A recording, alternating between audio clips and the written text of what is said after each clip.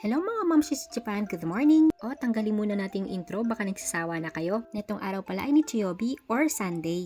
Di bali maaga nga pala kami nagising niyan dahil meron kaming morning service. Di bali bumaba na rin kami ng bahay niyan kasi hihintayin namin yung magsusundo sa amin. Sila Sister Susan at ang family niya. Di bali napakilala ko na sila sa inyo sa isang vlog ko. Eto nga, habang naghihintay kami, etong asawa ko ang kulit, di na daw siya pwede, married na daw kasi siya.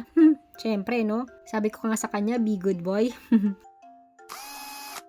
At eto nga, nandito na nga kami sa HWVIC Church sa Handa. Di bali si Daddy nasa music ministry nga pala siya, kaya maaga rin kami kasi tutugtog siya. At eto nga, nag-umpisa na.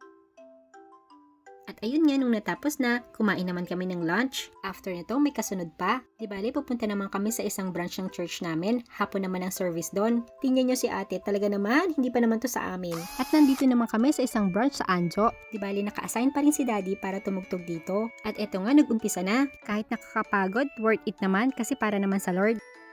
At pagkatapos ng praise and worship, dinala ko nga pala yung mga bata sa isang room dahil ako naman ang naka-assign sa Sunday school. Di bali, pinatay nga pala namin yung ilaw kasi nanonood sila. Hindi kasi nila makita. Si Daddy nga pala yon. Ngayong araw din pala, siya ang naka-assign para magsalita or mag-preach sa unahan. At eto nga, nung natapos na, sumabay naman kami kay Rio. Di bali, napakilala ko na rin siya sa isang vlog ko. Grabe, lagari pa rin. Simula umaga hanggang gabi, nandito pa rin kami sa labas. Dumating kasi yung asawa ni Rio galing Pilipinas. Di bali, sinamantala na rin kasi ilang days lang naman daw siya dito sa Japan. Di bali, may malapit na Matsuri din. Dito na rin kami kumain at nanood ng fireworks.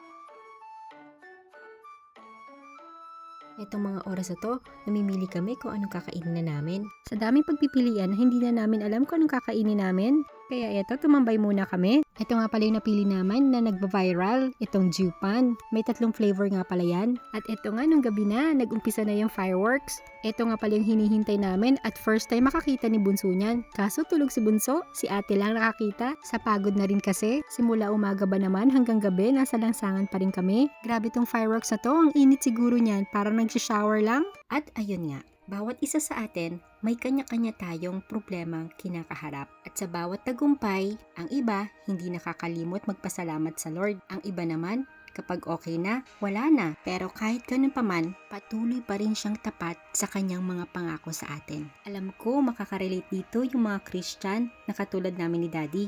Lalo na't kapag nasa ministry, one time na pag-usapan nga namin ni Daddy kung gaano kabuti ang Lord. Yung nasa problema ka, tapos kailangan mo ng tulong, tapos bigla siyang darating. Pagkatapos kapag pinagsama-sama mo yung ginawa ng Lord, sabi ko nga kay Daddy, ako na lang yung nahihiya sa Lord dahil sa daming ginawa niya at sobra-sobra pa. Kaya para sa amin ni Daddy, hindi satisfy sa amin na humingi lang ng thank you sa Lord Kaya naman ang gusto namin, maibalik sa Kanya at deserve naman niyang pagsilbihan siya.